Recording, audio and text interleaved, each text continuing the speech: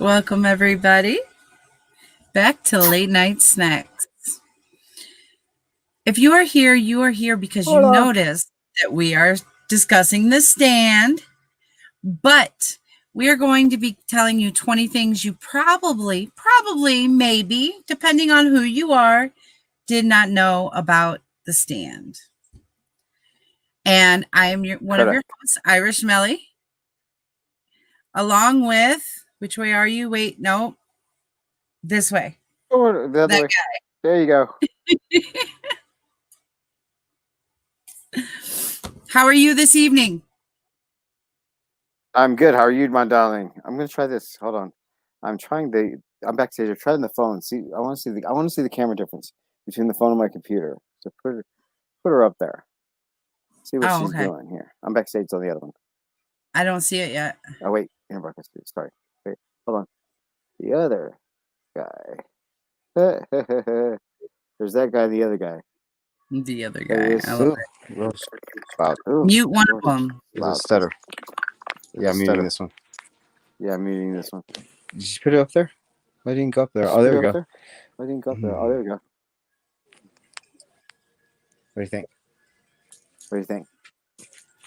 Handsome, as usual. Which one should I use? Which one should I use? I use the computer. I use the computer. All right.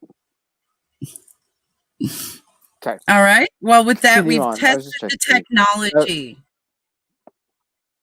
I had the brand new iPhone 12 Pro Max, so I was just checking. I watched a review on it today and all that specs and everything, and they said it's the best camera in the world to use for streaming. I was like, ooh, I should try it. Well, you never know until you try. Phone to me. So, yep. Okay. We are going to take you guys down this journey. And I just want to mention, for those of you who are new here, please, I would love it if you guys would like this video, if you guys love Stephen King as much as we do. And subscribe if you haven't already, and hit the little bell so that you guys are notified every single time that we upload, because we upload multiple times a week. And we have a lot of Stephen King The Stand coverage right now. On Thursdays, as the ticker below says, we are covering Stephen King's The Stand, the new series for 2020 on CBS All Access. We have coverage. Check out our other videos. We have coverage on the 1994 miniseries of the same name. And we also have a book review on book coverage, but we also have character reviews coming for you guys. So we're going to break down the characters, just the main characters in The Stand for you guys.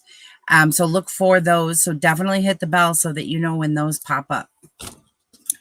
Basically, what we're going to do is we're going to continue for the next 10 weeks to continue to provide supplemental insurance and stuff, so supplemental information and stuff. Insurance. Go along and review the series every Thursday. Insurance, I know. It's not thinking about something else, bills.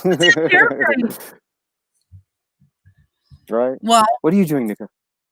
I am going to jump right into this then, and we will start with number one. The first thing. Number one. The first thing. Oh, and just so you guys know, I'm pulling these from two different articles. The links to these articles are in the description below, along with links to all of our social medias. Feel free to check those out and subscribe, along with my personal YouTube channel, Irish Melly Chaos. Plug. So with that, if you guys want to follow along or you want to check out these articles later, feel free to click those links in the description below. So back to what I was saying. Number one, the book was inspired by a chemical spill, not the AIDS epidemic. According to Creepshow's The Illustrated Stephen King Movie Guide, which I have on my wish list if anybody's watching, King's 1978 version of The Stand was inspired by a real-life chemical spill in Utah that killed a number of sheep and the doomsday proclamations of a Midwesterner preacher on a religious radio station. It was not, however, inspired by the AIDS epidemic, as some cultural commentators have tried to argue. The timing for his wasn't even labeled until the 80s. Yeah, it was the timing about a pandemic and the super flu for it to be commentaried as the AIDS epidemic. The timing doesn't work out. Because the term AIDS wasn't even used for the first time until 1982. 2 or 4? 2. 82. Yeah. So it still doesn't make sense. Number 2, King almost stopped writing the Number novel 2. when he noticed Terry Nation's Survivors. The Utah chemical spill might have directly kickstarted King's macabre imagination, but he was also pulling from prior literary cinematic sources, which had also explored what would happen if a superflu wiped out most of the world. You could see George R. Stewart's 1949 novel, The Earth Abides, and the 1971 film, The Andromeda Strain. However, only one of those precursor stories actually caused him to ponder simply shelving the whole thing. And that was actually Terry Nation's 1976 BBC series turned novel, Survivors. Tells a similar story as The Stand, but from a British point of view and setting. But King was already writing The Stand at that point. When he first saw Nation's novel version of Survivors in a bookstore, he thought, great, this guy has just written my book. But he decided his story was different enough to keep going. Ironically, when the BBC produced a new version of Survivors in 2008, it was often accused of feeling too similar and too familiar to the Stand miniseries from 1994.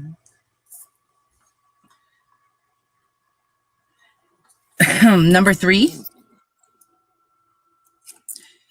people kept telling King to make it a miniseries, and he didn't think that was possible at all until he saw it.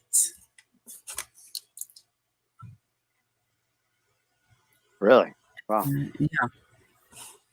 He said they kept taking their own attempts at it as a screenwriter and kept hitting the same wall. Maybe this should be a TV miniseries instead.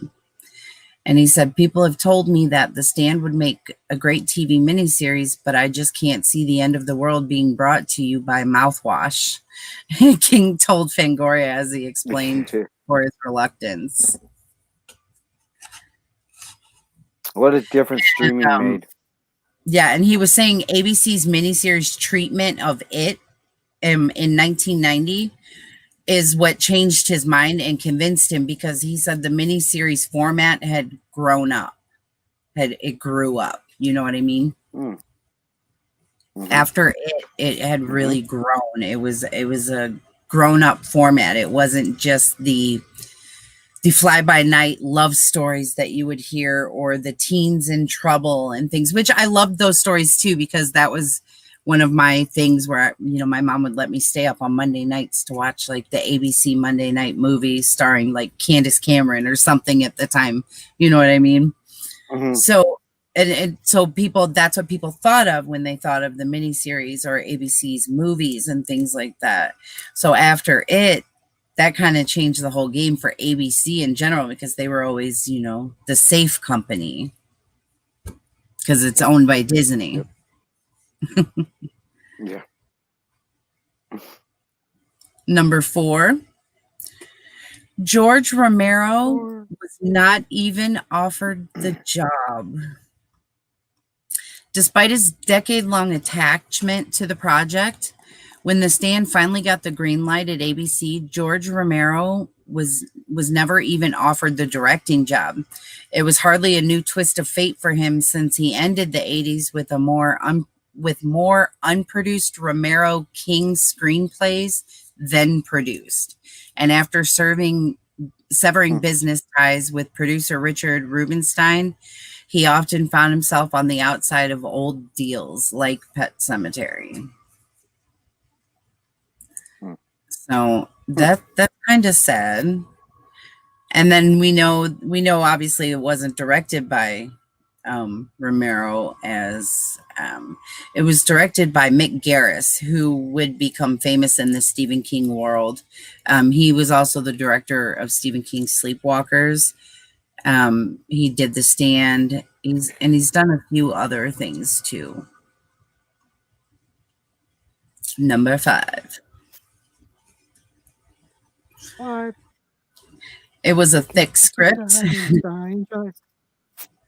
The final draft of the script ran longer than 400 pages long, which we know we've discussed. So that one maybe you knew. Number 6. 6. Gary Sinise cast based on Steinbeck. 1994 was big year for Gary Sinise. He starred as Stu Redman in The Stand and the 1994 Stephen King miniseries, capably serving one of the few true focal points in such a sprawling ensemble, and also did a little thing called Forrest Gump, Apollo 13, Truman, and Ransom would soon follow. However, prior to The Stand, he'd worked in TV for a decade and just started transitioning into movies. So he was perfect for a TV miniseries of King's caliber at that point, and especially, like they said, after seeing what it had done. You know, having Gary Sinise with that transition in his profession there, in his career. So, so much better than Rob Lowe. And they said Rob that Lowe was in Marsden. They well, remember, you're going to give it a shot. It's only the first one, and they're stretching this out differently than they stretched I love Marsden. I absolutely love his Cyclops, but I'll pay attention. I'll watch. And then they said that Garris cast him as Redman, Gary Sinise as Redman, based on the strength of his performance as George in the 1992 film adaptation of Steinbeck's Of Mice and Men, a movie Sinise actually directed himself. And he hasn't directed a single film or TV show since then, but that's okay. He's been a little busy. Wasn't Sinise nominated for an Academy Award for Of Mice and Men? I think he was. He very well may have been. I do not remember. I think so. Number 7. 7. Casting what ifs for the 1994 miniseries The Stand include Robert Duvall as Randall Flagg and Whoopi Goldberg as Mother Abigail. Hey.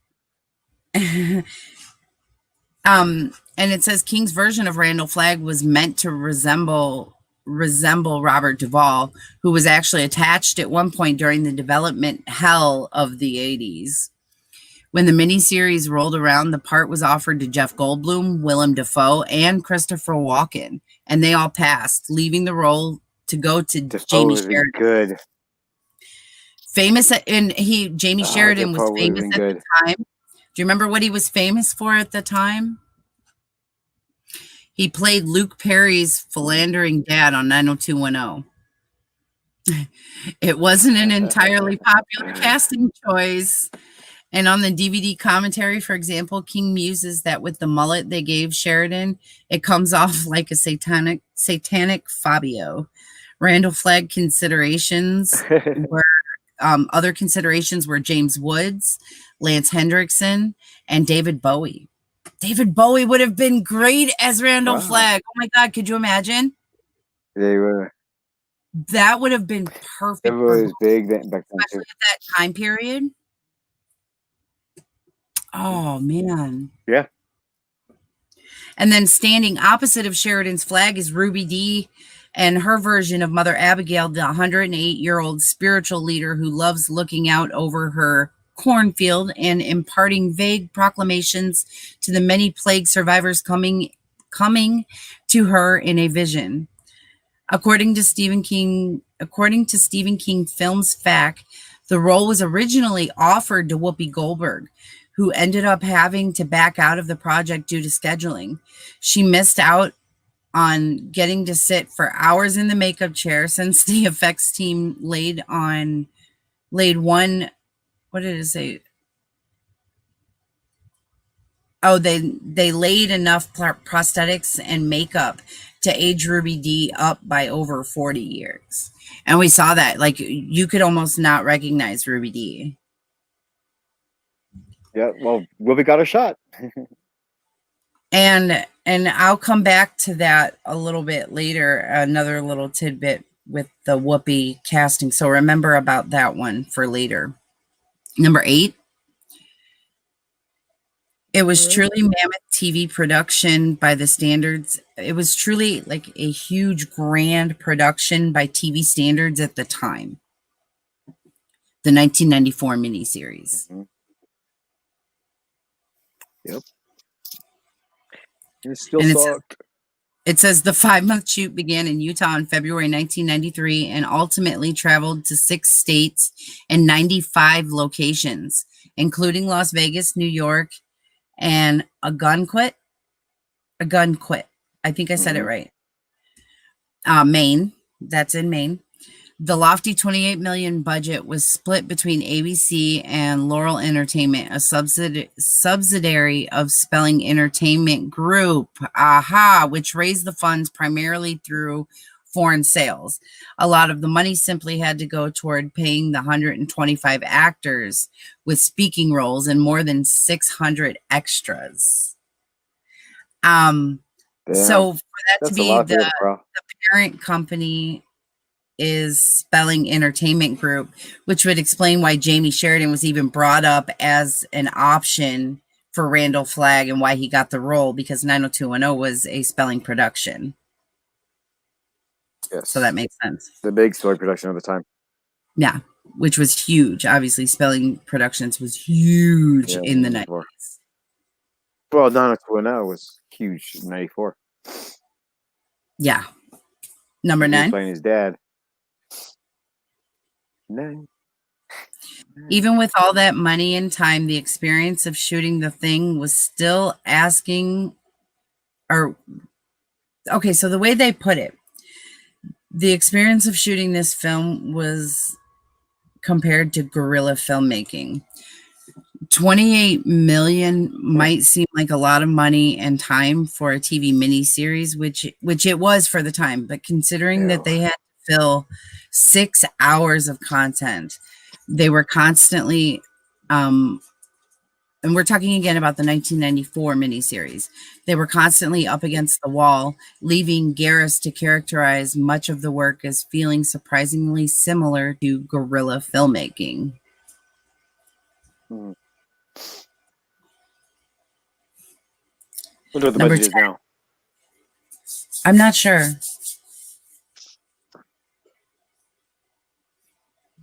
Oh, yeah. Interesting to see. Local difficulties for the 1994 miniseries included briefly relocating the sex offender wing of a prison and facing a picket line. Specific locations included the state of Utah prison, where the entire sex offender wing was physically relocated for a few days to accommodate production. Eventually, the production had to contend with picketing since Utah is a right-to-work state, and some of the crew claimed they were being exploited. Where did they take these sex offenders? An entire week. That's scary. Yeah, that's really scary. Garris included the cameos, many cameos, as Easter eggs for horror fans. Adding to the Stand's event status at the time, the 1994 miniseries, The Stand, I gotta keep saying that because we have the 2020 series now, so I want you guys to know the difference between the two. I'm not mentioning anything about the CBS series just yet. So adding to the 1994 miniseries, the Stan's event status at the time was the surprisingly high number of celebrity cameos, particularly in the first episode, which was nice. Kareem Abdul-Jabbar, Kathy Bates, and Ed Harris all make fleeting, uncredited appearances, as our friend Debbie has already found out. Unfortunately, she was not happy about. Dramatically, it serves the purpose of unnerving the audience, since some of the biggest names in the entire show don't survive the first 2 hours. Yeah. Which, for those of you who don't know, the 1994 miniseries was broken up into 2-hour parts, and it was 6 hours total. So it was a three-part thing.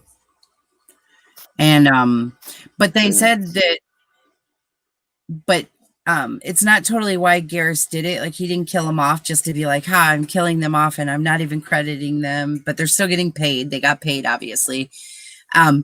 But elsewhere in the miniseries, he also gives screen time to horror icons like Joe Bob Briggs, Tom Holland with 2 L's, John Landis, and Sam Raimi in small roles. But he said, Tom's just 2 L's. I don't know. I just wanted to separate it for you. No, I was like, my Tom's 2. I was like, my Tom's 2 L's. Garris said, I like to have cameos in my films. I think it's fun for the fans of a certain field to see people only they know. Which is true. It's very true. We love those Easter eggs. We look for those Easter eggs. Number 12. Each 2-hour episode of the 1994 miniseries drew around 19 million viewers, with the final 3 installments ranking as the top 3 shows of the week, the highest rated ABC miniseries in 8 years, which says a lot, because they were doing miniseries left and right in the 90s and the 80s. Number 13. It was shot on Donnie and Marie Osmond's old soundstage. Donnie and Marie Osmond built sound stages in Orem, Utah in the 1970s for the Donnie and Marie show, as well as various Osmond-related TV specials. In 1989, the Osmonds sold the sound stages to Ventura Entertainment Group. And wouldn't you know it, that's where a lot of the Stan's soundstage work was filmed. Oh. Number 14. The Emmy-winning The Stand 1994 miniseries. The Stand won an Emmy for its often impressive makeup work, but now looks a bit upstaged by cheesy and unconvincing CGI morphing visuals, which haven't stood the test of time. Speaking of which, number 15. Looking back now, King and Garris concede some elements haven't aged well. On the DVD commentary, Garris concedes the climatic hand of God image is, in his words, not cheesy, chintzy. Chintzy. That you remember, like in the 1994 miniseries, you have that at the end, you have that hand of God, just like that fireball hand of God. Like, if you've seen it, you know what we're talking about. Excuse me. Yeah.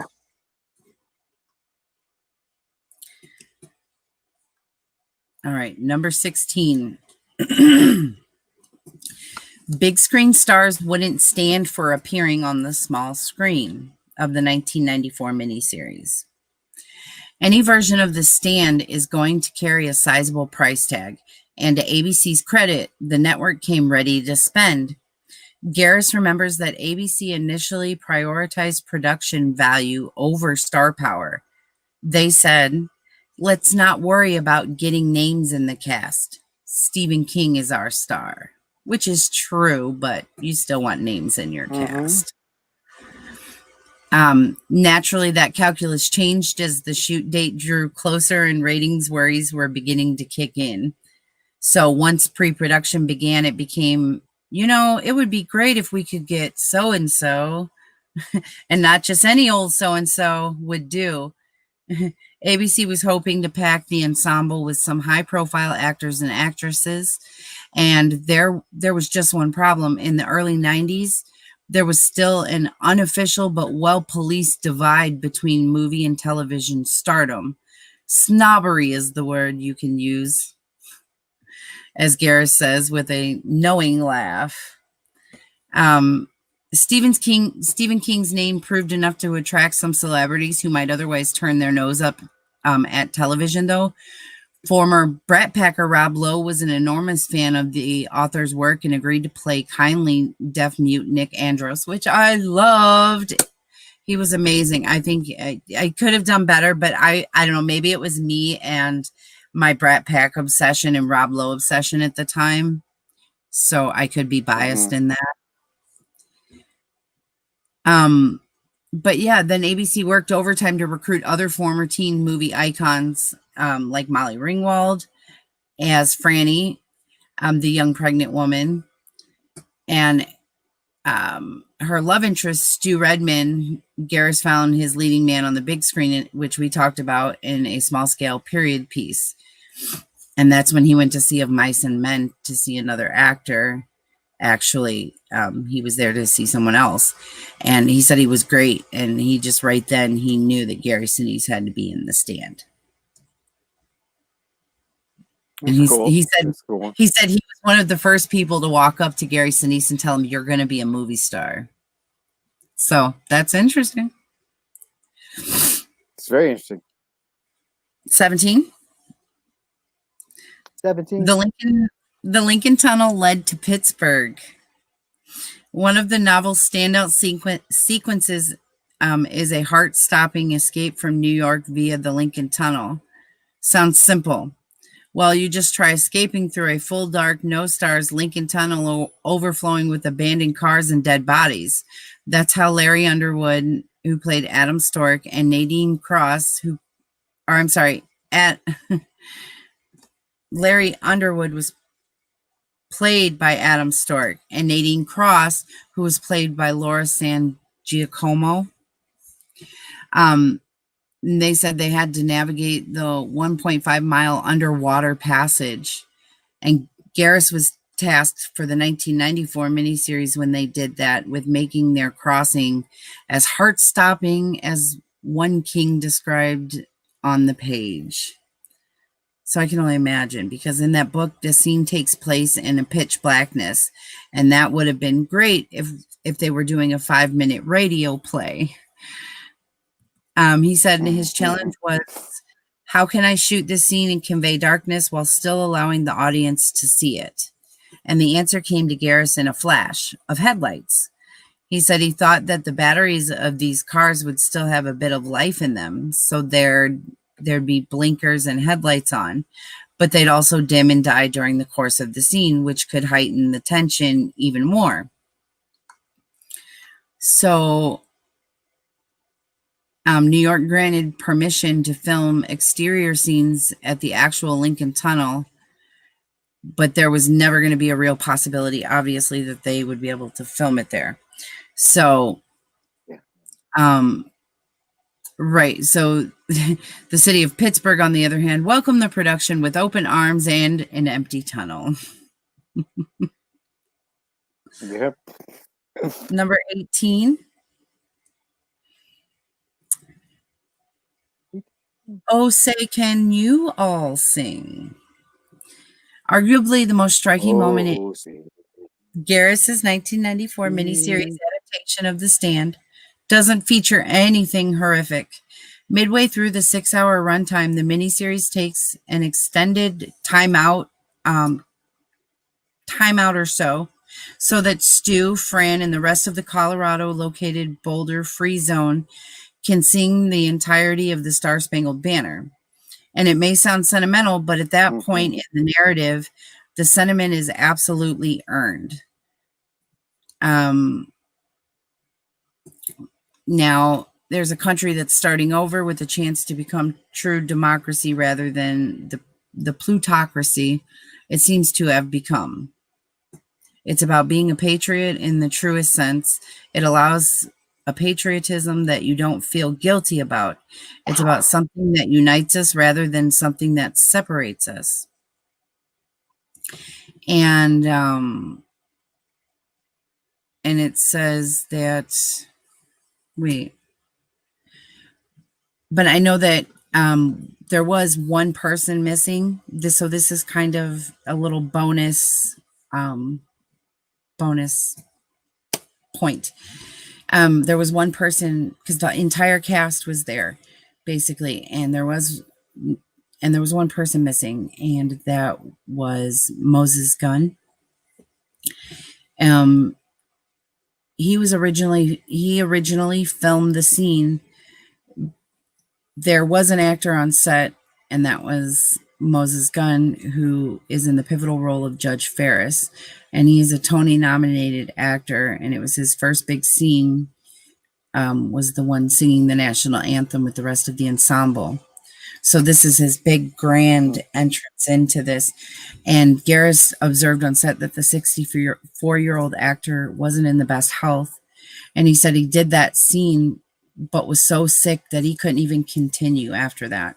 And Gunn actually died in December of 1993. So in his place, the director cast screen legend and civil rights activist Ozzy Davis, whose equally iconic wife, Ruby Dee, was already playing Mother Abigail. Why didn't they leave that guy's footage in there, though? Well, they said they filmed it. They shot Ozzy singing in a different place and then cut him into the sequence. And that's the only thing that's different than what they originally shot. But it was because they didn't have any more. He hadn't filmed any more scenes. He was so sick he couldn't continue after he filmed just the singing in the church. And I don't even know if he finished the scene. Maybe that was also part of it. Or maybe just because he had passed, maybe his family didn't want his name attached. I don't know the backstory behind that. We would have to look more into that. So, yep. Now you made me forget where I was at. Where was that? Oh, I'm on number 19. Yes? Yes. 19. 19. Stephen King was ready for his close-up. And yes. Yeah, here's something that you may not know about America's best beloved boogeyman. He's got the acting bug big time. Stephen took theater in college. Yeah. And he really did. And he's not just into screenwriting and novel writing, but acting as well.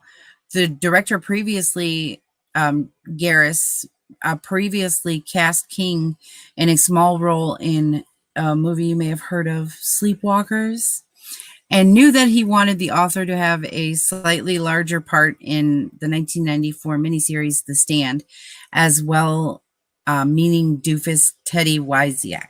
Is it Wyziak or Wyziak? It's Wyziak, right? Wyziak. Wyziak? Wyziak. Yeah, that's how I would say, Wyziak. Yeah, it's Wyziak or Wyzak, either way. But just so King wouldn't have all the fun, Garris cast himself as Henry Dunbarton, who appears in almost all of Teddy's scenes. He said, we're sitting next to each other during the national anthem, and then in the scene in the church, he says with a chuckle, he's a little bit of a ham like most of us when given the opportunity, and King's acting days are far from behind him. He said, I just saw it chapter 2. And as soon as I heard that voice, I was like, I know who this is. Garris says of the author's most recent on-screen appearance, well, of the date of this article anyway, the whole theater went apeshit when Stephen King came on, and he said he and Bill Hader are the best things in the movie. Bill Hader's in the miniseries?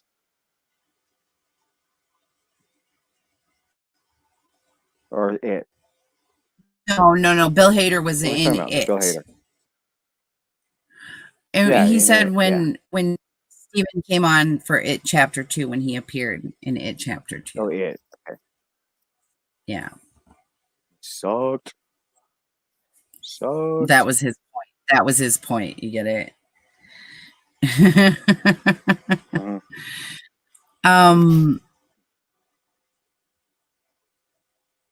And then, as we mentioned, they had other cameos from other actors. So number 20, our big number 20, our last Our thing you finale. may not have known about Stephen King's The Stand is about the 1994 Stephen King's The Stand, the miniseries. Garrus would love a do-over on the ending of The Stand. Do you blame them? Considering its massive ratings and 6 Emmy nominations, including Outstanding Miniseries, Garrus has every reason to feel satisfied with the 1994 version of The Stand. But still, if he's being honest, he wouldn't have minded if King had written a new ending for him, like he's about to do for Josh Boone's upcoming CBS All Access version. Not that there's any new ending there. He said, a lot of people expect filmmakers to be competitive, but I'm excited about Josh's version. He said, I know he's a huge fan of King and a very talented guy. Josh and I have gotten together a couple of times over lunch, and they're doing new things, whereas the whole point of our show was to do the book. We wanted to be as truthful to what King had created as possible, and who better to adapt it than Stephen himself. He said, but being truthful. Stephen adapted the miniseries? The 94 miniseries? No, I believe he's adapting this Stephen one. King adapted the 94? Oh, okay. That's fine. I was going to say, if he adapted the 94, then, oh, God. No. So he adapted the new one. He said, but being truthful to King's text meant that Garrus had to visualize the literal, the Deus Ex Machina, right? That occurs during the novel's climax. And he's the first to admit that his digital hand of God looks less than divine. We were very limited in our visual effects, he says, by way of mea culpa. CGI was very expensive and not very sophisticated at the time. The way we had to do the hand of God was quite grimacing. He said it was hard for me to watch in 1994. So if it was embarrassing then, it's more embarrassing now. We were able to work on a vast scale, which was both a blessing and a curse. For the viewers, hopefully it's a blessing. No, it wasn't. Not that hand of God. Yeah, not that one. No. Yeah. So that has been 20 things that you probably didn't know about Stephen King's Stand, between the novel, the miniseries. Oh, And kind of the miniseries. And I had an extra bonus fact before I forget, when I said we'd get back to Whoopi. So Whoopi was originally, like I said, offered the role, but due to scheduling wasn't able to be part of it. And she wanted to do it so bad. It's her favorite novel ever. And so for those of you who don't know, Whoopi Goldberg is now playing Mother Abigail in the adaptation of Stephen King's The Stand, the series for CBS All Access, that just started last Thursday and is a 9-episode series. But yeah, So she, due to scheduling conflicts, she was not able to take that role. And I forget what they said, but they said something about the power of Whoopi being that she originally let me pull it back up. Sorry, I put it back down. Let me pull it back up.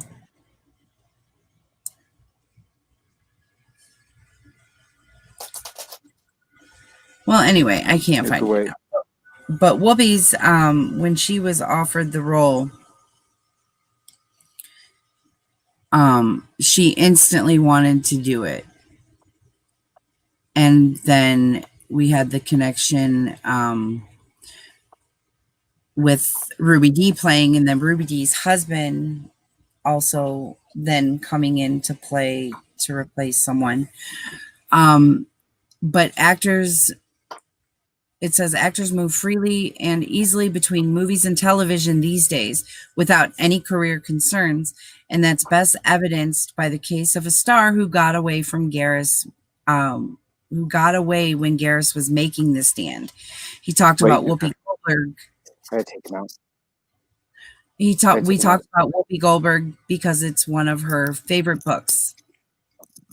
She was in the middle of the highest point of her movie career at the time, and there was just no way she'd be available. Hi, but now she's playing Mother Abigail in the new version, so it's come full circle. And she actually was personally reached out to by the director and by King himself to play Mother Abigail this time. So that's very interesting. And I hope that we have brought you guys enough to where you have learned something that you didn't know about Stephen King or about Stephen King's The Stand. If not, you got a refresher on some stuff. Don't forget to come back on Thursdays, as we will be here Thursday, 9:30 p.m. Central Time. You figure out the rest of times, your time zone according. And we will be back with CBS All Access's The Stand's coverage, 2020 Stand from 2020's coverage on Thursday for that new airing episode that week from that Thursday. So you will get coverage from us the day it airs. I have been one of your hosts, Irish Melly, along with that guy who had to take out Nuka. So Nuka's not snoring this time, but he's not there. He'll be back. With that, we love you. We love you for being here. Be kind to yourself and be kind to someone else. And remember, Merry Christmas, bitches.